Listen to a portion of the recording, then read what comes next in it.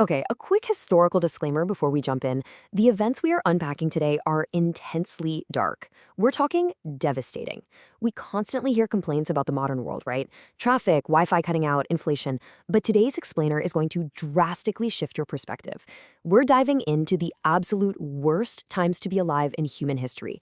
We are looking at periods of such unimaginable catastrophe that honestly, just surviving them was a miracle.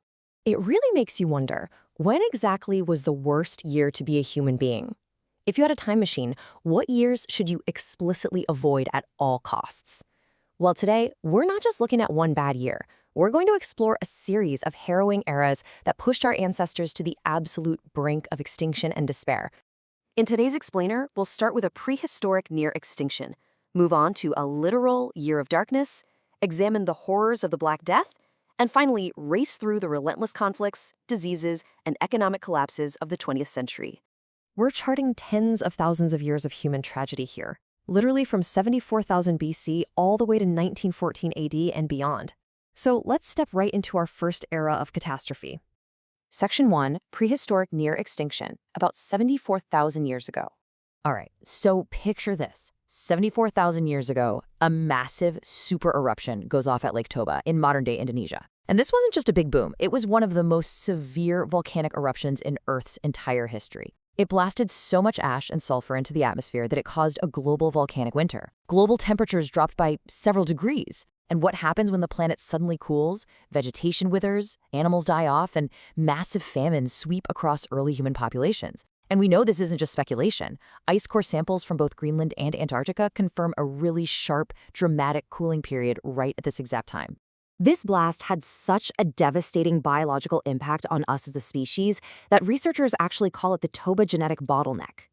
The working theory here is that this super eruption and the resulting famine were so severe they drastically reduced human genetic variation. The global human population was slashed to the point where humanity was nearly wiped off the face of the Earth. I mean, we barely made it through. Let's move forward to Section 2, the Year of Darkness, 536 AD.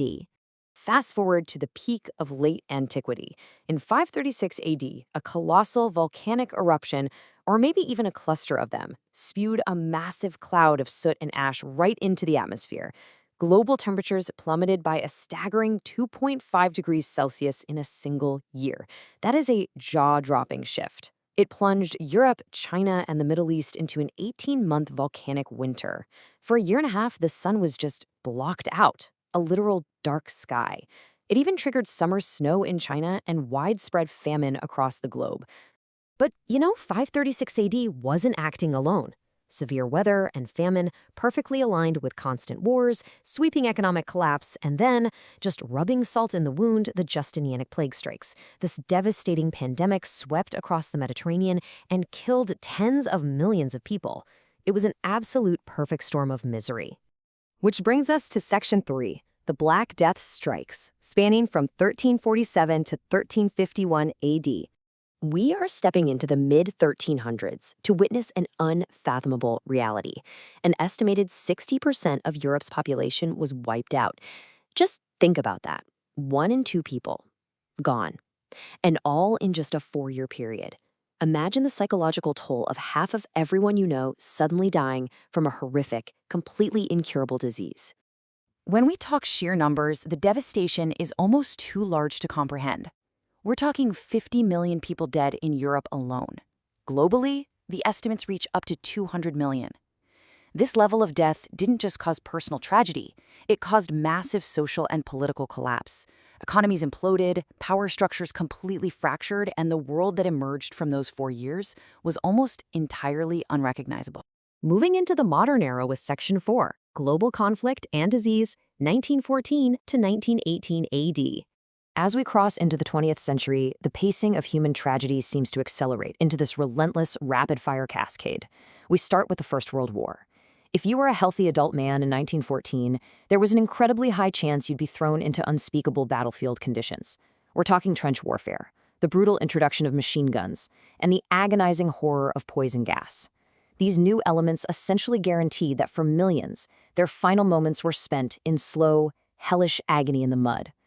And the resulting death toll, a staggering high-end estimate of 22 million military and civilian casualties. Whole generations of young men were effectively wiped off the map in just 4 years of fighting. But the tragedy just instantly stacks.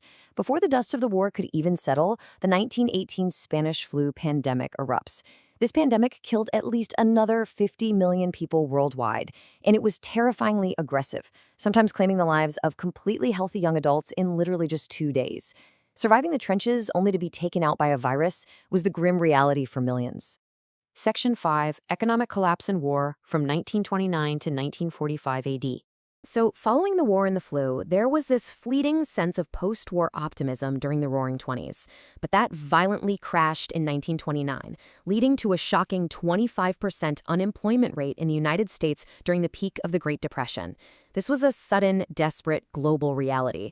Savings were wiped out overnight, businesses failed, and cities were suddenly just filled with breadlines and starving citizens. And this economic catastrophe had a very direct, dangerous fallout. Extreme poverty and mass social unrest became breeding grounds for radical, dangerous political ideologies. Because, desperate people look for extreme solutions. This psychological and political vulnerability birthed the absolute darkest chapter of the 20th century, which, of course, culminated in the Second World War. The horrifying upper estimate of deaths from this conflict is 85 million people. To put that into perspective, the Soviet Union alone lost an estimated 24 million citizens. It was a scale of slaughter that the world had never seen before, and frankly, hasn't seen since. When we compare the two global conflicts side by side, we see a really chilling evolution. World War II wasn't just a sequel. It was longer, it was significantly deadlier, and it introduced atrocities and technologies, like industrialized warfare on a civilian scale, that were previously impossible. The sheer capacity for human destruction had fundamentally changed. There's this cruel irony about the early 20th century. People genuinely believed that after the First World War and the Spanish flu, the bad times were behind them and everything was better. They were wrong. The worst was only yet to come. It really demands that we reflect on the incredible, grueling resilience of the generations that lived through this unbroken chain of plagues, economic crashes, and global slaughter. What they endured is truly unimaginable. Which brings us to our final thought for this explainer. Compared to history's darkest eras, how bad is the modern world really? When you look at your own life through the lens of these historical nightmares, volcanic winters blocking out the sun, pandemics wiping out half the population, relentless global wars, it honestly leaves you with a profound sense of gratitude. Yes, our modern world has its deeply serious issues for sure, but perhaps we should be extremely thankful we aren't living through a true historical bottleneck. Think about that the next time you're stuck in traffic. Thanks for joining me on this explainer, and keep learning.